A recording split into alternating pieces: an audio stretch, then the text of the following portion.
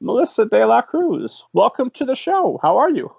Oh, it's good to Says be hello here. also. Hi, Mabel. Esteemed audience knows that Mabel can't resist making an appearance every episode. So here she is. Hopefully she'll behave herself. We'll see. So I never summarize anyone's biography or anyone's book. It's just a great way to get myself in trouble. So probably the best place to start is if you would kind of give an esteemed audience a little bit of an overview of your background. Sure. I have written, I would say, almost 60 books. I actually think the count is 63. I've written mostly for the young adult market, but also middle grade and adult and nonfiction. I started as a journalist. I was a beauty editor and a fashion editor, and I worked at Allure magazine. And I wrote for Harper's Bazaar, Marie Claire, Cosmopolitan, Teen Vogue, and then I published my first novel called Cat's Meow, which was a women's fiction novel that kind of came out during the Bridget Jones era. And now I mostly write books for kids. I've got outdated information. I had just over 50, which had already floored me, but coming up on 63. Wow. That is incredibly prolific. When did you first know you wanted to write fiction, and when did you decide you specifically wanted to focus on young adult and middle grade? I always wanted to be a writer, and I always wanted to write books. The journalism was a way to write books because I wrote my first novel that was unsold at 22, and my agent sent it to a bunch of editors. And one of the editors said, "Have you ever written for magazines or newspapers?" And I said, "No." And he said, "Well, I kind of advise, people who want to be writers to kind of learn how to be a professional writer, get your clip file going, make a name for yourself, and then, try to sell your novel." So that's kind of what I did. With his advice, I started writing for magazines and newspapers. And then I wrote a second novel, which was also unsold. And then by the time my third novel was out for submission, he was one of the editors who bid on it. So it took about 5 years from that lunch meeting. That's amazing, because you had quite an extensive career in journalism, which I assume is probably still kind of ongoing whenever you have time. Not really. It kind of ended. Write 3 novels. Yeah.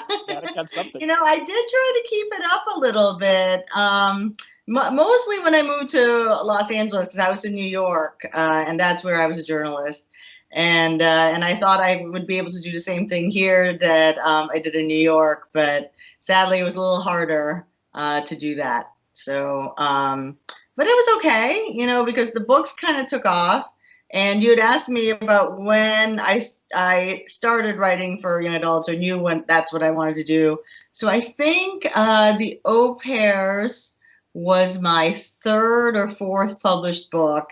But when I was writing it, and I was on book tour for a book that I was promoting that I'd written with my friend called How to Become Famous in 2 Weeks or Less. And we were on book tour for this book, which was before the reality show kind of advent of pop culture. It was before Paris Hilton was Paris Hilton. And it was funny because she actually hosted one of our launch parties for that book.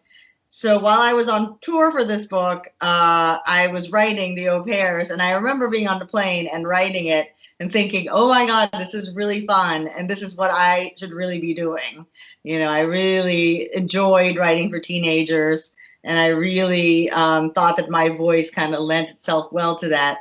And I always tell people that's why the reason that I write for teens is because, when you're 17, the cool guy in the motorcycle, shoplifts and is so amazing, is so cool at 17 and such a loser at 35. So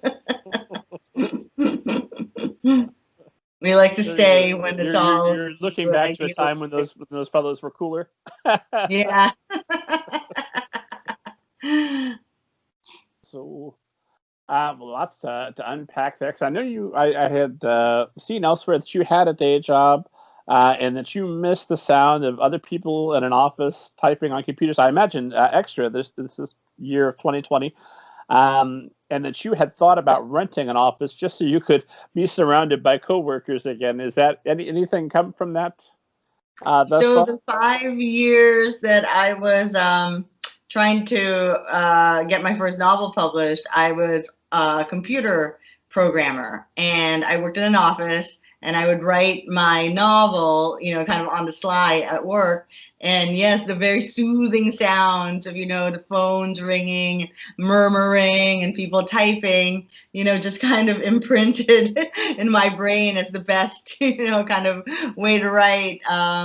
Yeah, I've kind of gotten used to not having that anymore, but yeah, and I do sometimes write at kind of communal workplaces like WeWork or Soho House. I find it a little too distracting now. I think everybody's chatting too much. The thing about working at a bank is that, we were all kind of quiet and at our desks, mostly playing solitaire, but Well, looking extremely busy and professionally Yes.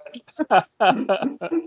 There's got to be like an ambient noises soundtrack you could get for your writing office. You could just play Right? getting up for coffee in the background. Yeah.